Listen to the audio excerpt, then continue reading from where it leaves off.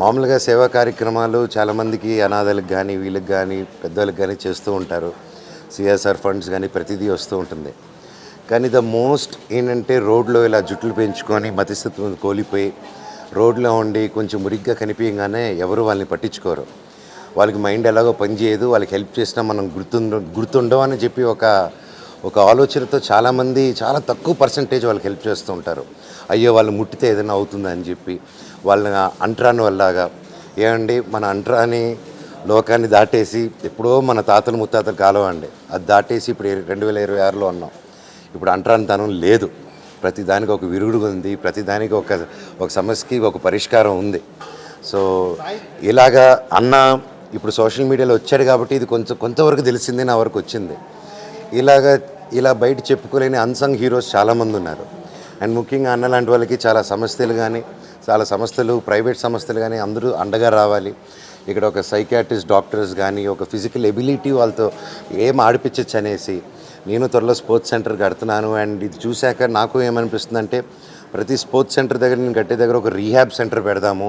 అది only sports ప్లేయర్స్కి ఆలోచించి పెడదాం అనుకున్నాను, కానీ లేదు మన వికలాంగులకి ఇలాగ మతిస్థిమితం కానీ ఒక మెంటలీ ఛాలెంజ్డ్ పీపుల్కి how can we be supportive.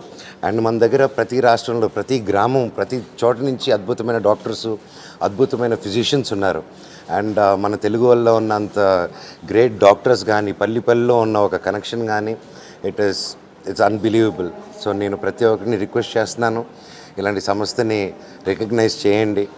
And అన్న ఈరోజు మనస్ఫూర్తిగా మాటిస్తున్నాను, మా ఐక్య ధైర్య సేనా సమితి మీతో పాటు ఉంటుందన్న. ఇప్పుడు తప్పకుండా మేము ఫస్ట్ కార్యక్రమంగా ఇప్పుడు మీ ఆశ్రమంకి పెద్దవాళ్ళందరూ కింద కూర్చొని తింటుంటే ఇదిగా ఉంది. నేను ఇమీడియట్గా దీనికి టేబుల్స్ కుర్చీలు వాళ్ళకి ఎలా అరేంజ్ చేయాలో ప్లాన్ చేసుకొని అతి త్వరలో పంపిస్తాను అన్న. లోటు ఉండే అది మీ ద్వారా తీరుతుంది, చాలా హ్యాపీగా. లేదా చాలా చిన్నదన్న, అది చాలా చిన్నది నేను చేసేది.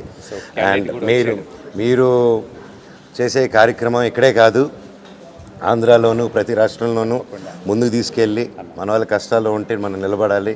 మీరు ఈ డిపార్ట్మెంట్ లీడ్ చేయాలి, ఇది ఇంకా ఎంత ముందుకు తీసుకెళ్లాలని ఆ దేవుడిని కోరుకుంటున్నాను. Thank you. సూపర్ సంతోష్ భాయ్, आप हीरो जैसा हो गया संतोष भाई.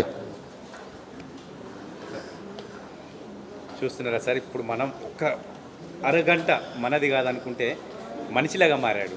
ఒక అరగంట ముందు ఎలా ఉన్నాడు, ఇప్పుడు ఎలా ఉన్నాడు. ఇప్పుడు మనలో ఒకరిగా ఇప్పుడు స్వీకరిస్తే సమాజం, లేదంటే హేళన భావన, పిచ్చోడు అనే ఒక పదంతో వీళ్ళని ఇంకా పీల్చుకు తింటున్నారు కొంతమంది మూర్ఖులు ఉన్నారు.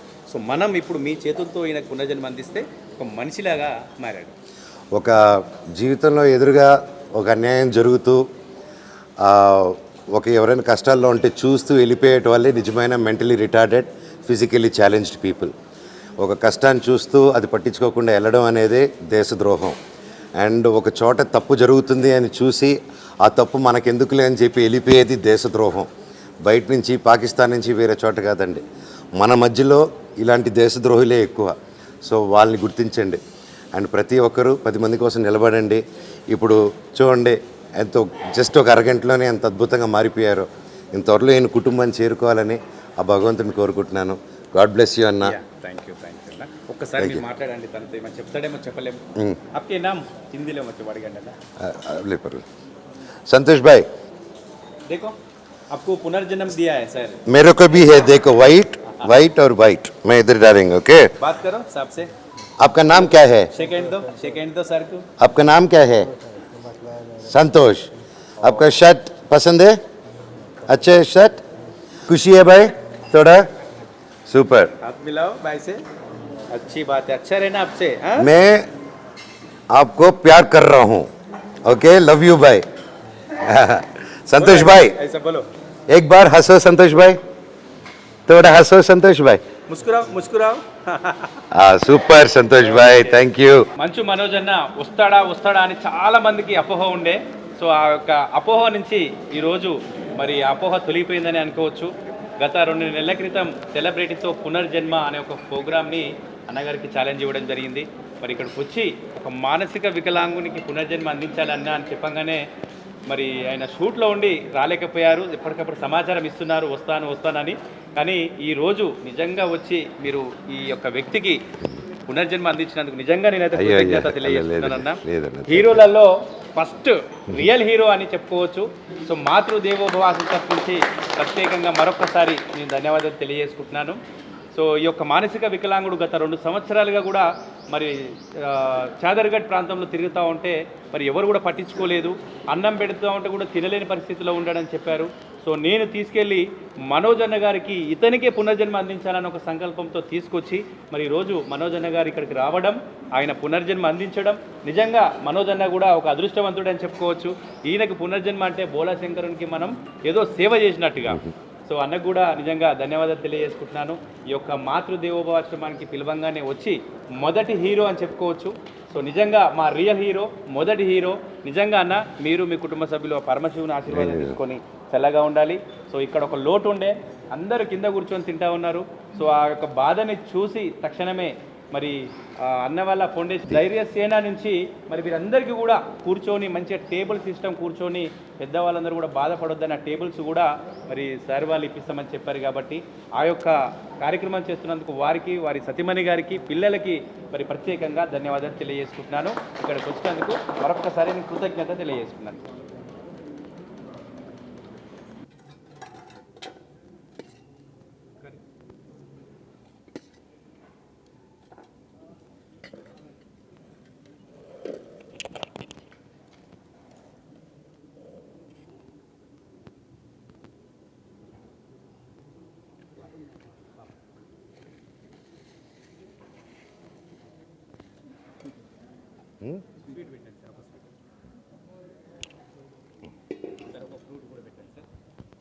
ఏది పెట్టను? आपको कौन सा पसंद है? आपको कौन क्या फ्रूट पसंद है आपको इसमें? इसमें ये होना बिस्किट एप्पल है, ऑरेंज है बताओ और दानी मकाई है. बताओ कौन सा होना है? ये बताओ.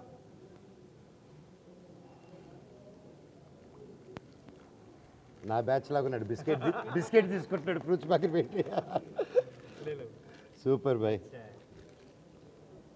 या अब खाना खा लो, थोड़ा पहला खाना खा लो. వీళ్ళందరూ కూడా మా టీం సార్. అవునా? చాలా గొప్ప సర్వీస్ చేస్తున్నారండి సార్. వీళ్ళందరూ కూడా మంచి మంచి చదువు ఎంసీఏ చదివిన వాళ్ళు, యూఎస్లో జాబ్ చేసే వాళ్ళు, ప్లస్ అమెరికాలో కూడా సాఫ్ట్వేర్ ఇంజనీర్ సార్. లవ్లో ఫెయిల్ అయిపోయి రోడ్డు మీద తిరుగుతూ అక్కడ మెంటల్గా డిస్టర్బ్ అయితే అక్కడ గవర్నమెంట్, అక్కడ ప్రభుత్వం ఆయనని వీసా ఇచ్చేసి ఇక్కడ తెలంగాణకు పంపించేసింది. ఆయన కోర్టు ఈశ్వరుడు. ఇక్కడికి వచ్చిన తర్వాత ఏంటంటే వాళ్ళ ఫ్యామిలీ వాళ్ళే ఉన్న ఆస్తులను లాగేసుకొని ఆయనని మెంటల్ గా డిస్టర్బ్ చేసేసి ఆయన మొన్న రీసెంట్ గా వాళ్ళ ఇంటికి పంపించారు సార్.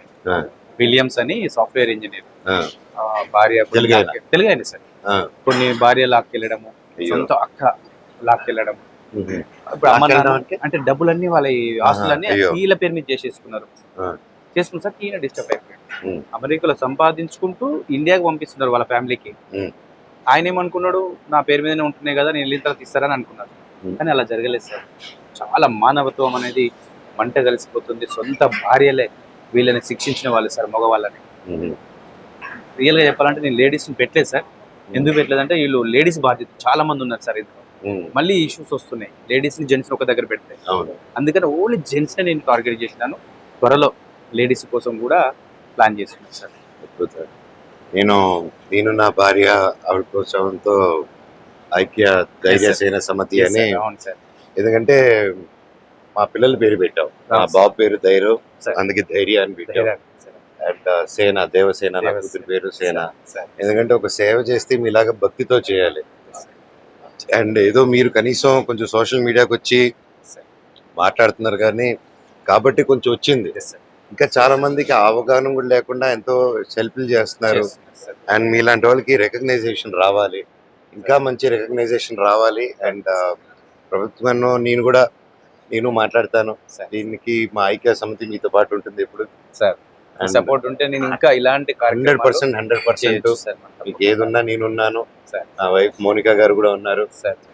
ఇక్కడ మనకందరికి we have lot of doctors, చాలా ఫెసిలిటీస్ ఉన్నాయి. కానీ నాకు ఎందువల్ల షార్టేజ్, ఎందువల్ల ఇలాంటి ఫెసిలిటీస్కి ఒక యాజమానాలు కానీ అవి తీసుకొని ఒక స్టెప్ తీసుకొని ఒక క్యాంపులు పెట్టడం కానీ ఒక సైక్లింగ్ పెట్టడం కానీ నాకు తెలిసి ఇప్పుడు మెడికల్ దీంట్లో కానీ వీటిల్లో they should have something like ఆ కోర్స్ 5 సంవత్సరాలు కోర్స్ చేస్తున్నారు.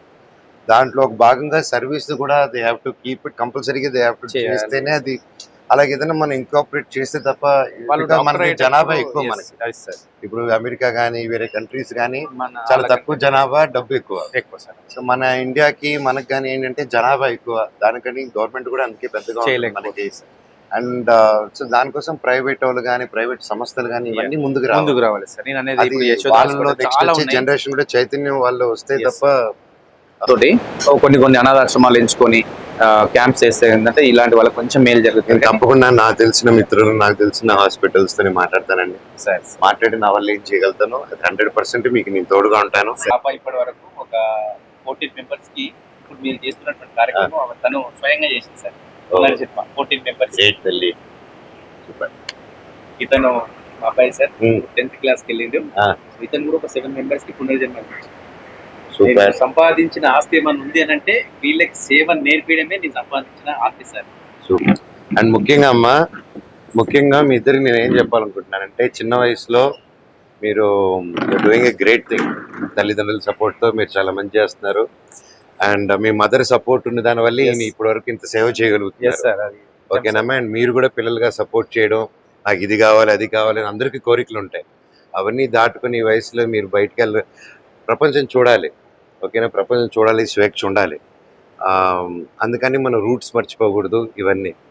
అండ్ ముఖ్యంగా మీరు చిన్నపిల్లల నుంచి సేవా కార్యక్రమంలో ఉన్నారు. మీరు జీవితం సేవ చేయాలమ్మా, కాకపోతే మిమ్మల్ని మీరు కాపాడుకోవడం ముఖ్యం. నువ్వు చదువుకుంటున్నావు, నువ్వు ఏదైతే అవ్వాలనుకుంటున్నావో దాంట్లో 100% ప్రయత్నించండి. దాని మీద సక్సెస్ చూపించండి. మీరు అక్కడ ఎంత సక్సెస్ అవుతే ఇక్కడ ఇంకా కొన్ని లక్షల మందిని చూసుకోగలుగుతారు మీరు. అండ్ వేరే వాళ్ళ కోసం బ్రతకచ్చు, కానీ బ్రతికే వేరే వాళ్ళ కోసం అయిపోకూడదు. ఫస్ట్ మీకోసం బ్రతకాలి, మీరు ఆరోగ్యంగా ఉండాలి. మీరు నంబర్ 1గా ఉంటేనే 10 మందిని చూసుకోగలుగుతారు. ఓకేనా? Love you.